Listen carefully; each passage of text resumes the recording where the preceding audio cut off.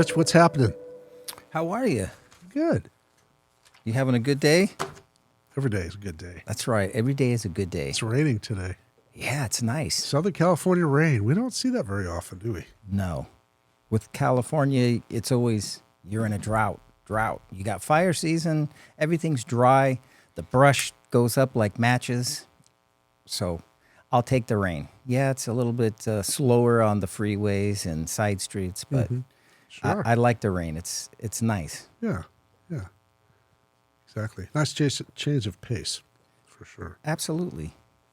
What do you got going here? Well, I've got some automotive related news here, some topics I thought I would bring up and see what you take on these. But, you know, in past podcasts, we've talked about Toyota, and they've come out, you know, here like the end of last quarter, and they were basically stating that they're not going to put all their eggs in the EV basket. You know, they have a large global footprint, and based on their customers' needs, they're not ready to go full EV. So, you know, they've come out with new hybrid engines.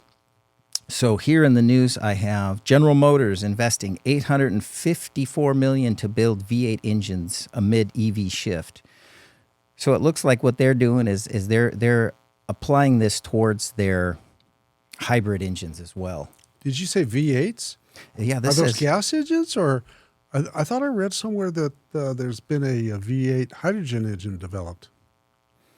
Yeah, this one doesn't say hydrogen. This one is more, I guess it's just their hybrid type engine. It just says, you know, the ice age is definitely not over at General Motors. The automakers announced $854 million investment. I like that. The ice age is not over. That's right. We love our ICE engines, the internal combustion engines, Right. you know, in our vehicles. You know, I've said it and you've said it. You know, currently we don't own any EV vehicles in our fleet of cars. So So far. Yet, you know, never say never. Right. Something cool comes out in the future. Hey, maybe. How much money are they putting towards this initiative? $854 million. That's significant. That is a big investment. Yeah. So it says the money will go toward engine and parts manufacturing at a Flint Engine Operations and Bay City GPS in Michigan, Defiance Operations in Ohio, Rochester Operations in New York. General Motors is aiming to transform its entire light-duty lineup to electricity by 2035 and is launching a Chevrolet Silverado EV full-size pickup this year. I know Ford's come out with their F-150 Lightning all EV. It's not a hybrid. It's just a full EV. But they're still planning on putting a strong investment into V8 engines. So that's good for Chevrolet. Obviously, they know that their clientele isn't ready to go full electric as well, based on this article. So we'll see. You know, what does that mean in the automotive recycling sector? Obviously, with these engines and the hybrid engines, you know, any internal combustion engine, whether it's a hybrid or a full ICE engine, you need what? Spark plugs, oxygen sensors, and you're going to need a catalytic converter. Yeah, of course. So that's some good news for the automotive recycling sector, that there still will be some ICE engines coming out, whether it's full ICE or hybrid, we'll see. For quite a while. You know, we've talked about spark plugs in our past podcast and where that is volume from last year and what that looks like in the next, you know, 12, 13 years. So the inference is more engines. That's right. There's going to be a demand for it. That's right. So something else auto-related, the Ford Bronco. We all are familiar with the Ford Bronco, right? I mean, it's a cool truck, but Ford put out a statement here. It says the Bronco is so popular that Ford will give you $2,500 to buy another Ford vehicle.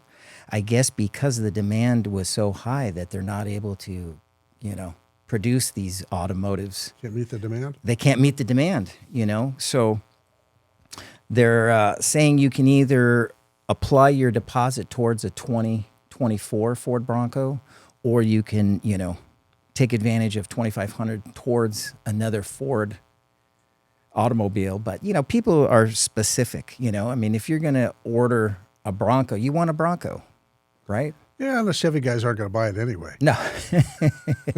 Or the Jeep guys, Or the Jeep guys. right? Yeah. It's funny, but I have Ford vehicles, Ford trucks, and I looked into getting into a Bronco, but that was the biggest thing. It was the demand was so high. You get on a waiting list, and it's like, do you want to wait a year? Now it's pushed out to 2024, or The most I've ever waited was about 6 months for a car. yeah, Yeah. that's right. So I thought that would be something we could talk about here. That's interesting. Yeah. All right. Some more automotive news. A little bit of upset drivers with the Jeep Wrangler 4xe, which is their hybrid. That's their ICE EV vehicle. Shout out to Jeep. The two of us own Jeeps, and our engineer, he owns a Jeep. So we love our Jeeps. You've been a Jeep family for a long time. When was the first time your dad got his Willys? Oh, probably around 66. That's been some time. I wasn't even walking the earth A then. long time. Yeah. Yeah. But I guess in cold weather, obviously, it's not just, targeting Jeep, this discussion, but, when you have an EV vehicle and you're in cold weather, obviously it's going to affect the battery. So the that's a battery full-on EV. It's not a hybrid? This one is a particular hybrid model. Oh, that is a hybrid. Yeah. Yeah, they're saying that the 2023 Jeep Wrangler 4xe loses its charge in cold weather. So obviously people with Jeeps they like to take them out off-roading. I mean, that's the purpose. That's why we buy Jeeps, to go Up camping. the mountains in the snow? Off-roading. Take it to Mammoth Mountain. My gosh, have you seen any photos from Mammoth Mountain this weekend? There's so much snow. You can't even see the cars, It was like, I saw this guy had posted on Instagram a picture of his cabin, and it was like the snowbank was, like it looked like it was, over a story tall. Wow. Just getting to his cabin. That's how much snow's dumped in, the mountains here in Northern California. Oh, we sure needed the water, didn't we? Oh, we certainly do. Yeah. So this particular model is the one that, they're saying that the batteries, they're weakened in the cold weather. So they're not getting the mileage that they thought they would, because, when you're out, if you're highway driving, right, obviously the vehicle shifts, to EV so you could get better miles per gallon. But I guess even in town, their complaint is that they don't hold the charge because of the cold weather. Oh, that makes sense. So, but I mean, like I said, it could be any EV vehicle. It's going to affect, if you have a vehicle and it sits in your garage in cold weather and you don't start it up, you don't drive it often, what happens? The batteries go dead because of the cold weather, So, but yeah, this was some news with Jeep, but like I said, we are Jeep owners. We love our Jeeps, but I thought I would talk about that. Now, Well, they have the diesel model. They have the gasoline engines. oh yeah. And, of course, they have the battery electric. Mm-hmm. Yeah, I think the diesel would be pretty cool with a 6-speed manual transmission for rock crawling or taking stuff out like that. I think it'd be fun with the diesel. I don't have the diesel model. I have the V6, which, here in town and taking it out to the desert, it's potent. There's enough power in that model. Oh, sure. So, what is one of the biggest hangups for people electing to buy an EV vehicle? Well, I would think charging. Correct. Charging and maybe the distance you can go on a charge, right? I think that's why people are a little reluctant to get into that market.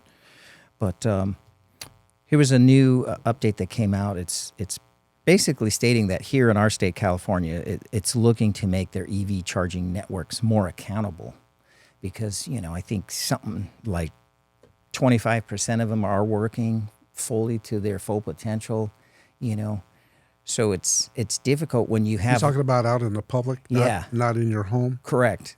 Public stations, And I've seen a couple of articles where big gasoline companies are looking to buy current gas station locations and turn them into charging stations now. That's like the new thing that they're doing.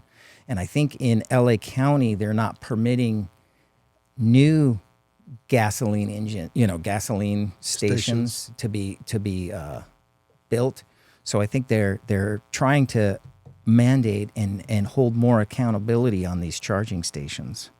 Because we've all seen the pictures too, when people are traveling cross country, or they're just going to Vegas, and you go by a charging station and you see the line of cars because they're trying to get their charge right going back home to California. So Well, it reminds me of the gas lines in the 70s.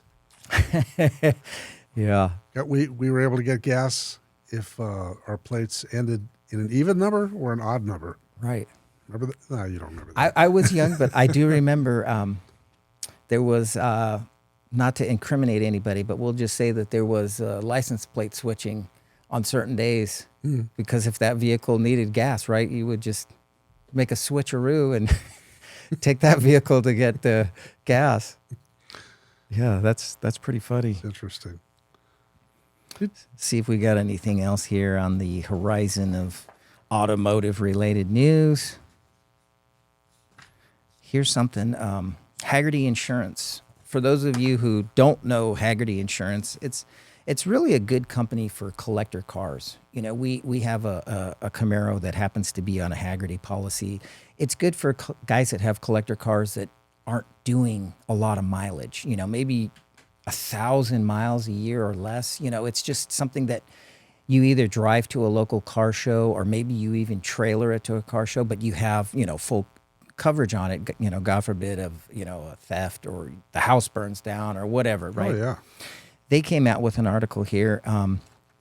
It says, Hagerty introduces tree planting carbon offsets for classic car owners. So I thought that was, the intent is good, but it's like, okay, what's this all about? But it's basically stating that, they're partnering with a company and they want to plant trees based on however many, clients they have in their portfolio. Great idea. So good. And it's a shout out. It's a start, right? I mean, these vehicles, like I said, they don't have a big carbon footprint to begin with because they're not your typical daily driven vehicles. So I thought I would, bring that up, and anybody who's watching that might have a classic car or, it's a sports car, truck car, whatever, you should look into that company because they do a lot in motorsports racing. They know a lot of, the value that goes into these classic cars when you're doing, either a full restoration mod or you're just, modifying it a little bit, yourself in the garage even, and they know what the value is on these classic cars. Thinking about this Jeep, this electric battery issue. Did you say something to me this morning as we were passing about a vehicle that was plugged in that caught fire? Oh yeah, that's a good point. It's not part of this, right? It's not part of this. No, it's I believe it was Rivian that was in the news. Very nice looking truck. I don't know too much about them. I know they're pretty high in cost, but there was someone that reported that it caught fire at a charging station and they couldn't get the plug out of the vehicle. Couldn't disconnect. So I don't know if it was a problem with, the actual charging station or if it was something internally in that lithium battery, but we've seen reports of those catching fires. They could be in your garage and they catch on fire. So Oh, wow. That had to be devastating. Oh yeah, it's a huge loss. I mean, could you imagine you pay, could be six figures for that vehicle and you're charging it and then all of a sudden it's, up in smoke. I heard somewhere along the line that there was an insurance company that was no longer providing theft insurance or won't insure vehicles. And I don't remember the makes, if they were Kias or what they were in different states like Colorado. There's too many being stolen. They're easy to steal. So they decided, I think it was in 4 or 5 states, not to offer insurance Wow, on that particular vehicle. on that. I don't know if it was the model or if it was the manufacturer.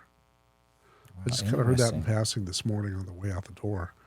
Wow. I thought that was interesting. Yeah, I haven't heard that one yet. Would that be tough? Well, I want to buy Absolutely. this vehicle, but Right. my existing insurance carrier won't cover it, so I have to go find someone else. Yeah. And hopefully that's not all the carriers are like that. Yeah. So things are always changing, aren't they? Yeah. Seems like it nowadays. There's Yeah. always some twist to something, you know? Yeah.